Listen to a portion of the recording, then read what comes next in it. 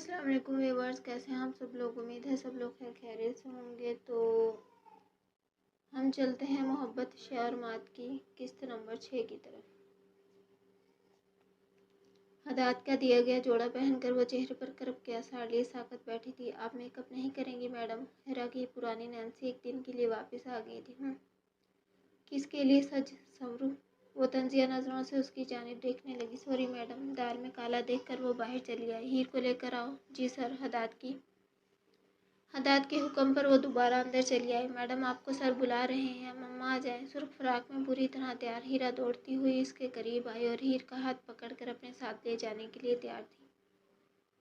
اس بچی کے سامنے ہیر نے اپنے چہرے پر مسکراہٹ سجائی اور مرے مرے قدم اٹھاتی ہال میں آ گئی۔ جہاں نکاح کا انتظام کیا گیا تھا وہاں 2 سے 3 آدمی اور موجود تھے، شاید یہ گواہان کے طور پر بلائے گئے تھے۔ مولوی نے نکاح پڑھوانا شروع کیا۔ ہدایت عالم شاہ کو اپنی زندگی کے تمام تر جملہ حقوق سونپنے کی گواہی دیتے وقت اس کی زبان لڑکھڑائی۔ دل بارہا کڑلایا۔ یہ وہی شخص تھا جس کے ساتھ زندگی گزارنے کے خواب وہ کبھی دیکھتی تھی، اور آج وہ وقت تھا جب وہ اس سے دور جانا چاہتی ہے، مگر آج یہ انسان محرم بن کر سامنے بیٹھا تھا۔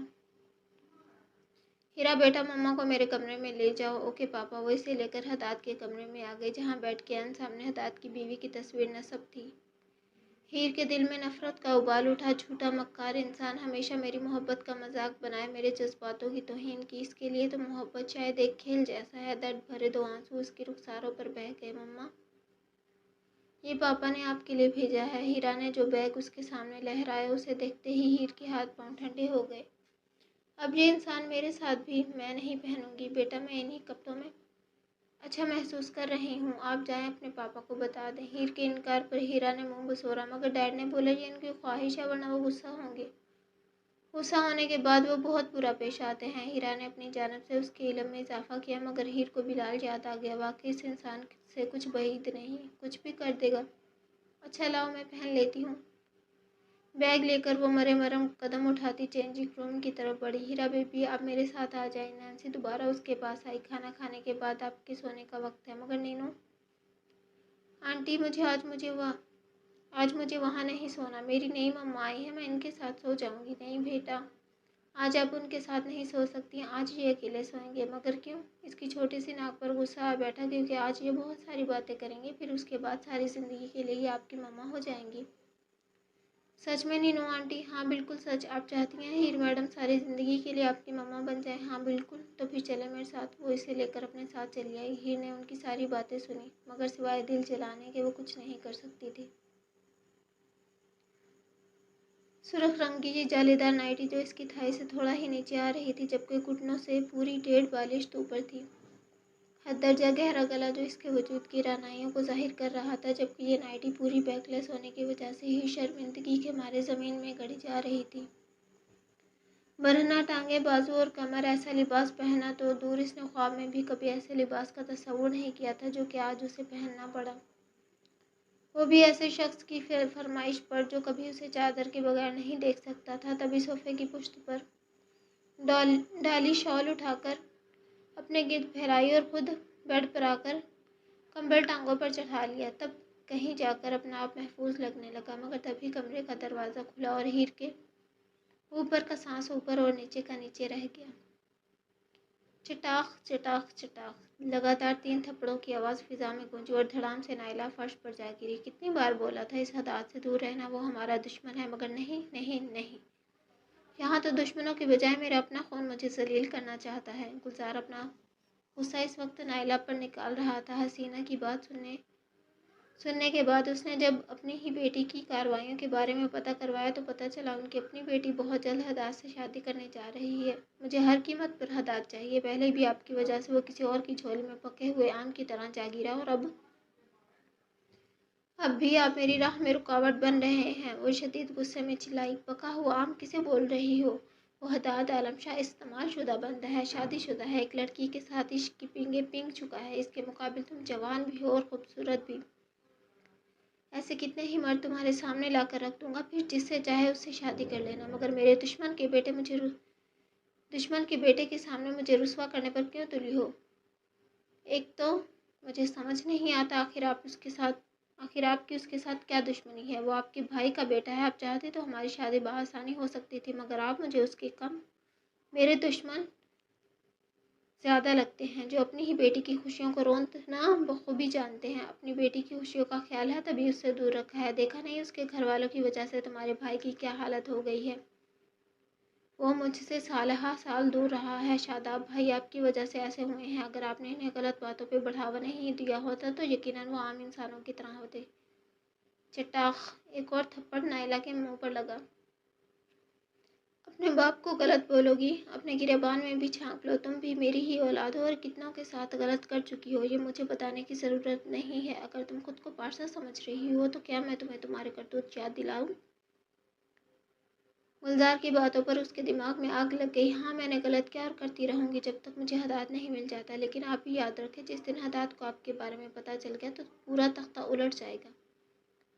اور کون بتائے گا اسے؟ گلزار جاتے جاتے واپس پلٹا۔ ضرورت پڑی تو میں ہی بتا دوں گی، کیونکہ ہارنا میں نے سیکھا نہیں، پھر اسے اندازہ ہوگا میں اس کے ساتھ مخلص ہوں، اس کے بعد ہم دونوں کو ایک ہونے سے کوئی نہیں روک سکتا۔ اس نے اپنے ہی باپ کو ایسی بات پر چیلنج کر دیا جسے سن کر پہلے تو وہ سنجیدہ ہوا، پھر ایک دم قہقہہ لگا کر اس کے قریب آیا اور دوبارہ ایک زناٹے دار تھپڑ اس کے منہ پر رسید کر دیا۔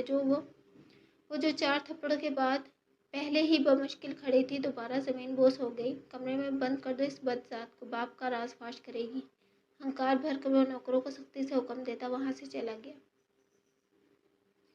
میرے دل کی ہر دھڑکن میں اس کی محبت بسی ہے، مگر آج کے بعد اس کے سامنے محبت کا اقرار نہیں ہوگا، بس وہ میری شدتیں برداشت کرے گی۔ محبت کی سیڑھی چڑھنے سے پہلے یقین کی سیڑھی چڑھتے ہیں، مگر وہ محبت کی سیڑھی چڑھنے کے بجائے غلط فہمیوں کی سیڑھیاں چڑھ گئی۔ محبت میں شک شرک جیسا ہوتا ہے، ہیر نے وہ شرک کیا ہے، اس کی سزا اسے میں ضرور دوں گا۔ خون چھلکاتی آنکھیں لیے وہ بیڈ پر بیٹھی ہیر کے عین مقابل آ بیٹھا۔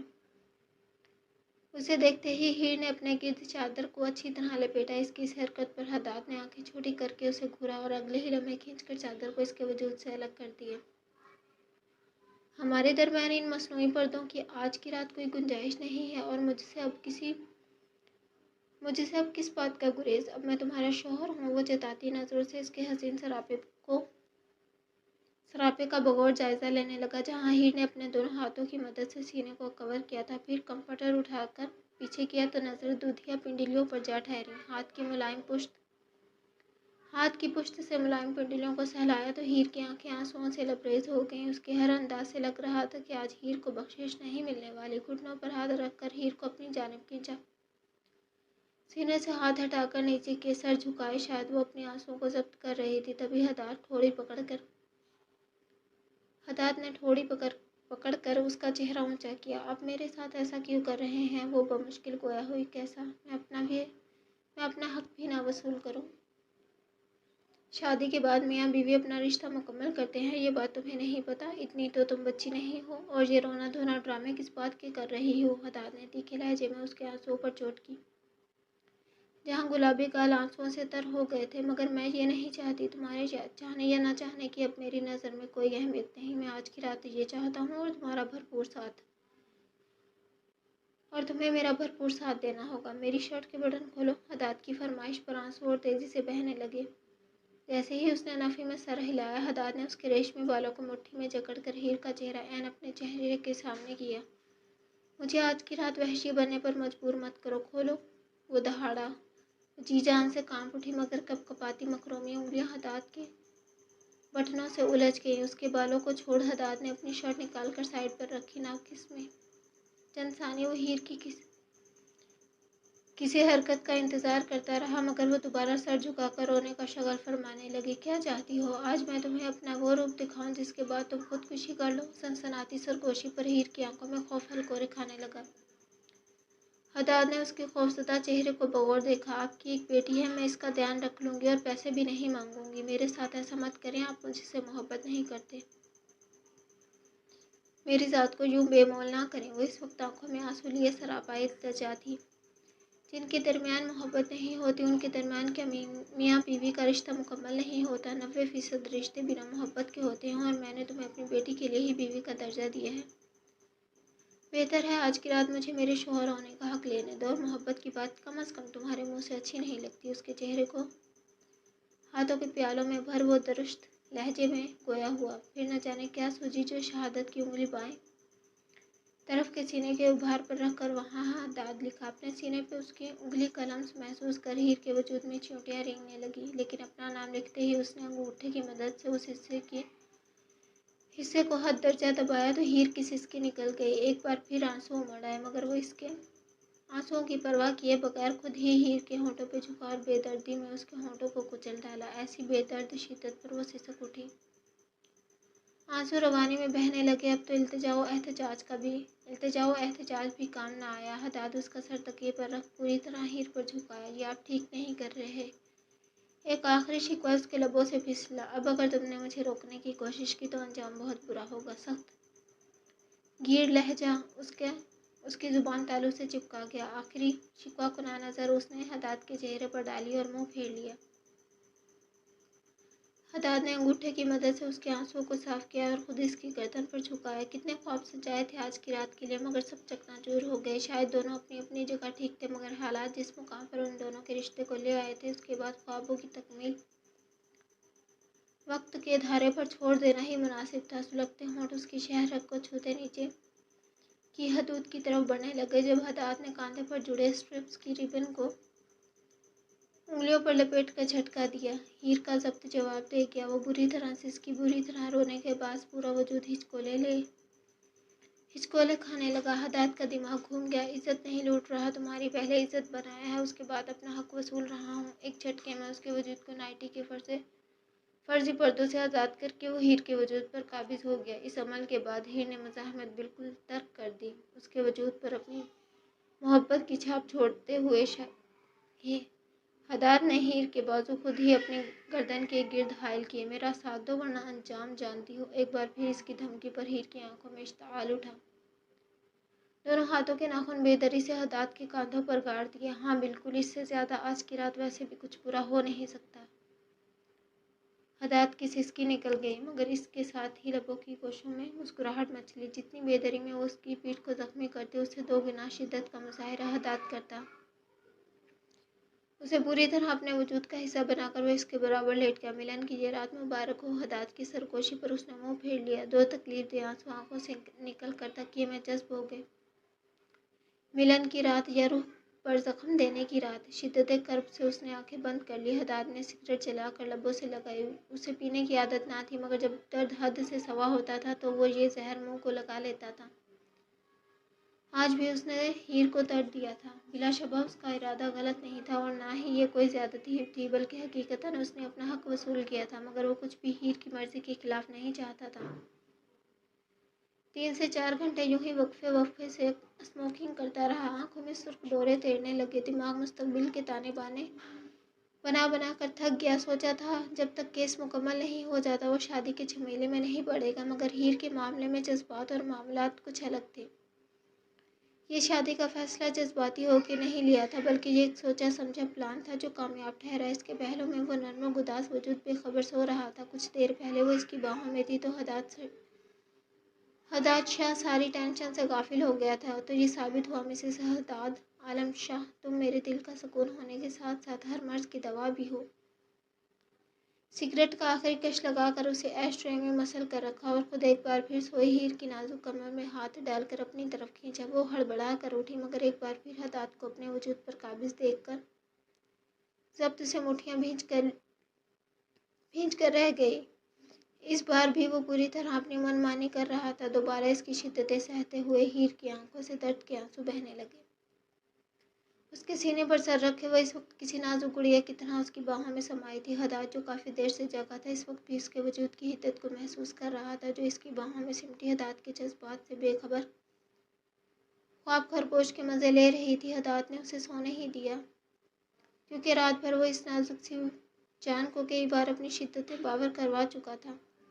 सुबह के 7 बजते ही हीर की पेशानी को छूकर इसका सर तकिए पर रखा और खुद शावर लेकर आईने के सामने आया। ग्रे पैंट पर वाइट शर्ट पहने, बालों को जेल की मदद से सेट करके वो इस वक्त काफ़ी जाज़ब नजर आ रहा था। खुद पर परफ्यूम का स्प्रे करके तैयारी को फाइनल किया। फिर मुलाजमा को नाश्ते का बोलकर खुद हीरा के पास आया जो इस वक्त ब्रश करके आई थी। उठ गई मेरी गुड़िया, पापा! दौड़कर वो हदाद की गोद में आ बैठी। मम्मा कहाँ है? मम्मा सो रही है। हदाद ने उसके गाल पे बोसा दिया। तो चले उनके पास चलते हैं। वो दौड़कर दरवाजे की सिमत जाने लगी तो हदाद ने बाजू पकड़कर उसे आगे बढ़ने से रोका। अरे रुको, पहले फ्रेश हो जाओ फिर चलते हैं। ओके पापा। वो फ्रेश होकर आई तो हदाद उसे लेकर अपने कमरे में आ गए, जहाँ हीर शावर लेकर अपने बालों को सुखाने में मगन थी। आईने में भी हदाद उसके सपाट तासुरात का जायजा ले सकता था। मम्मा! हीर दौड़कर उसकी टांगों से चिमट गई। हीर उसके मासूम चेहरे को देखकर बमुश्किल मुस्कुरा पाई। इस वक्त दिल हर चीज़ से उचाट हुआ था। अब आप हमेशा के लिए मेरी मम्मा बन गई। थैंक्स पापा। मम्मा को कल रात हमेशा के लिए मेरी मम्मा बनाने के लिए वो हीर को छोड़कर दोबारा हदाद के पास आई। हीर का बालों में चलता ब्रश कुछ वक्त के लिए थमा, फिर वो दोबारा हरकत में आ गया, जबकि हदाद का मुंह अभी तक हैरत से खुला था। ये आपसे किसने बोला? कल रात मैंने। उसे हीर से ऐसी किसी खुराफात की तवक्को नहीं थी। फिर आखिर क्या माजरा था? कल रात मैं आप दोनों के साथ सोना चाहती थी, मगर फिर नैनू आंटी ने बोला आज रात आप दोनों अकेले सोएंगे, बहुत सारी बातें करेंगे और फिर हीर आप ही हमेशा के लिए मेरी मम्मा बन जाएंगी। ओह अच्छा। होंठों को गुलाई में बनाकर हदाद ने सर हिलाया। हाँ बेटा, अब हीर हमेशा के लिए आपकी मम्मा है, अब वो कहीं नहीं जा सकती। हदाद का मानेखेज जुमला हीर की समाअत से टकराया। बालों का जूड़ा बनाकर वो उठ खड़ी हुई। चले बेटा, डाइनिंग टेबल पर चलकर नाश्ता करते हैं। हदाद ने हीरा को वहां से भेजा और खुद पैंट की जेबों में हाथ डालकर ऐन उसके सामने आ खड़ा हुआ। साइड टेबल से एक लेडीज परफ्यूम की शीशी उठाकर हीर पर स्प्रे की। वो बिदक कर पीछे हटी। हदाद ने बाजू से पकड़कर उसे अपने करीब तर किया। एक नज़र उसकी तैयारी पर डाली तो सख्त मायूसी में सर हिलाया। इस वक्त वह इन कपड़ों में मलबूस थी जो हीर ने इस वक्त पहने थे जब हदाद को वो जंगल में मिली थी। बाजू से फटी जगह पर सुई धागे की सिलाई की गई थी। हदाद की जबड़े की हड्डियां उभर आईं। आइंदा अगर मैंने तुम्हें इन कपड़ों में मलबूस देखा तो इनके साथ तुम्हें भी आग लगा दूंगा। हीर ने एक झटके से सर उठाकर उसकी तरफ देखा, जो बज़ाहिर मुस्कुरा रहा था मगर आंखों में उसके लिए शदीद वार्निंग थी। अभी के अभी इन्हें तब्दील करो। नया हुक्म होते ही उसने बेबसी से इधर उधर देखा। मेरे पास और लिबास नहीं, तो जो वार्डरोब में रखे हैं इन्हें पहनो। वो आपकी बीवी, तुम भी मेरी बीवी हो। हदाद ने इसकी बात को दरमियान में ही काटा। हीर की आंखों में दोबारा नमी झिलमिलाने लगी। किस कदर संगदिल हो गया था ये इंसान। हदाद ने उसके तासुरात का जायजा लेकर वार्डरोब के निचले दराज से एक पैक सूट निकाला और हीर के हवाले कर दिया। सिर्फ 2 मिनट में पहन कर आओ, मैं इंतजार कर रहा हूँ। घड़ी में वक्त देखकर उसने आंखों ही आंखों में हीर को समझाया कि इसका वक्त शुरू हो चुका है। वो चेंजिंग रूम में गई तो वो खुद आसपास बिखरी चंद चीज़ों को इनकी जगह रखने लगा। 2 मिनट में वो वापस आ चुकी थी। ब्लैक रंग का शलवार सूट जिसके दामन और बाजुओं पर सुनहरी जरी और शीशों से छोटे छोटे फूल बनाए गए थे। कमीज की नॉर्मल फिटिंग थी और घेरदार खुली शलवार। ये लिबास उसके नाजुक वजूद पर काफ़ी जच रहा था। हदाद ने आगे बढ़कर इसके जूड़े को खोला। काले घने बाल आबशार की तरह उसकी कमर पर बिखर गए। परफ्यूम से दोबारा हीर के वजूद को मुअत्तर किया और काजल उठाकर उसकी तरफ बढ़ाया। आंखों में लगाओ।